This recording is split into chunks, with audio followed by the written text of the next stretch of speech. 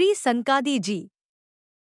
सनक, सनंदन, सनातन, सनत कुमार और सनत सुजाते पांचों ही ब्रह्मा के मानस पुत्र हैं। कहीं कहीं सनत कुमार और सनत सुजात को एक मानकर चार ही कहा गया है। कहते हैं कि जब ब्रह्मा से 5 पर्वों वाली अविद्या दूर हो गई तब ब्रह्मा ने अपनी शक्ति के साथ निर्मल अंतःकरण होकर इनकी सृष्टि की। ब्राह्मी शक्ति ने इन्हें संपूर्ण विद्या, उपासना पद्धति और तत्वज्ञान का उपदेश किया। इन सबके अध्ययन, तपस्या, शील स्वभाव एक से ही है। इनमें शत्रु, मित्र तथा उदासीनों के प्रति भेद दृष्टि नहीं। सर्वदा 5 वर्ष की अवस्था वाले बालकों की भांति ही ये विचरते रहते हैं। संसार के द्वंद्व इनका स्पर्श नहीं कर पाते। रात दिन भगवान श्री कृष्ण के नाम का जप किया करते हैं। हरिया शरणम मंत्र तो इनके श्वासोच्छ्वास के साथ साथ चलता रहता है। इसी से ये सदा बालक रूप रहते हैं। इन्हें भगवान की लीला सुधा पान करने में इतना आनंद आता है कि प्रायः शेषनाग के पास जाकर पूछ पूछ कर उसका रसास्वादन करते रहते हैं। इनका एक क्षण भी भगवान के चिंतन बिना नहीं बीतता। ये सर्वदा नंद में मग्न रहते हैं। इनके उपदेशों से अनेकों व्यक्तियों का कल्याण साधन हुआ है। इन्होंने शुकदेव और भीष्म को अध्यात्म विद्या का सदुपदेश प्रदान किया है। महाराज पृथु ने, जो कि भगवान के एक अंशावतार हैं, इनसे ही भागवत सदुपदेश ग्रहण किया। इन्होंने प्रलय के कारण पहले कल्प के भूले हुए ज्ञान का ऋषियों के प्रति उपदेश किया। महाभारत में सनत सुजात मुनि ने धृतराष्ट्र को बहुत सुंदर उपदेश दिए हैं।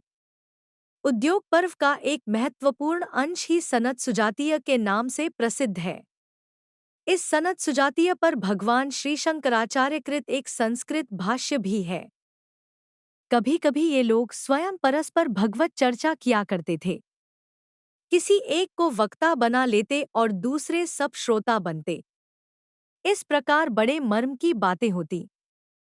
श्री भागवत की वेदस्तुति एक ऐसे ही अवसर पर कही गई थी। श्री संदन जी को प्रवचनकार बनाकर बाकी लोग श्रोता बन गए। इस प्रकार एक बड़े जटिल प्रश्न का उत्तर संसार को मिल गया कि वेदों में भगवान का वर्णन किस प्रकार होता है। भगवान से अतिरिक्त वस्तु का निषेध करते हुए वेद अंत में किस प्रकार भगवान में परिसमाप्त होते हैं। इस उपदेश में इस बात का अत्यंत विशद वर्णन हुआ है।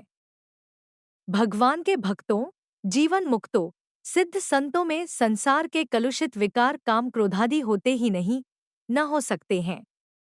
फिर भी कभी कभी संतों के जीवन में भी भगवदिच्छा से लीला रूप में यह बात देखी जाती है।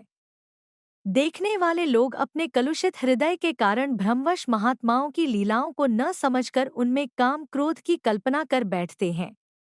उनकी इन लीलाओं के द्वारा जगत की हानि न होकर लाभ ही होता है।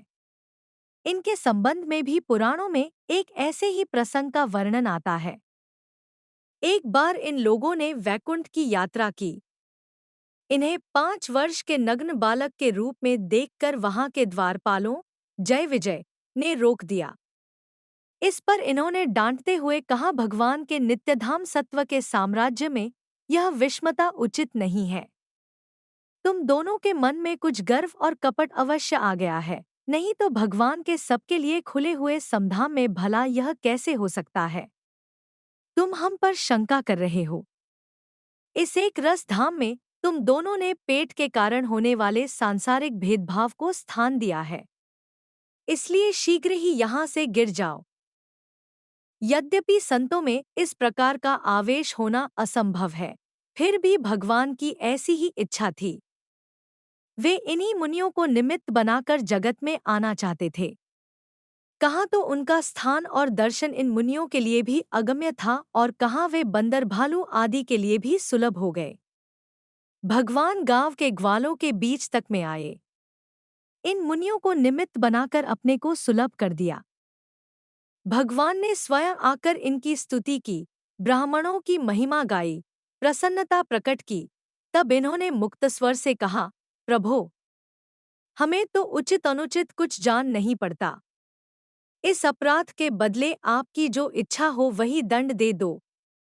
हमें सहर्ष शिरोधार्य है। भगवान ने मुस्कराते हुए कहा, तुम्हारा कोई दोष नहीं। यह तो मेरी ही इच्छा थी। मैंने पहले ही सोच रखा था। भगवान की प्रेम भरी गंभीर वाणी सुनकर सबके सब भगवान की प्रदक्षिणा नमस्कार करके आज्ञा पाकर उनके गुण गाते हुए स्वच्छंद विचरण करने लगे। यद्यपि ये संकादिक सबके सब नित्य सिद्ध और निरंतर परमार्थनिष्ठ हैं, तथापि संसार में गुरु शिष्य परंपरा के स्थापन के लिए क्रमशः बड़े भाइयों को छोटों ने गुरु के रूप में माना था। विधिवत उनसे दीक्षा लेकर श्रवण मन्नादि किया। आज भी वे कहीं गुप्त रूप से विचरण करते होंगे। संभव है कहीं हमारे पास ही हो, परंतु हमारा ऐसा सौभाग्य कहाँ है कि उनके दर्शन से अपना जन्म सफल कर सकें। उनकी कृपा ही वांछनीय है।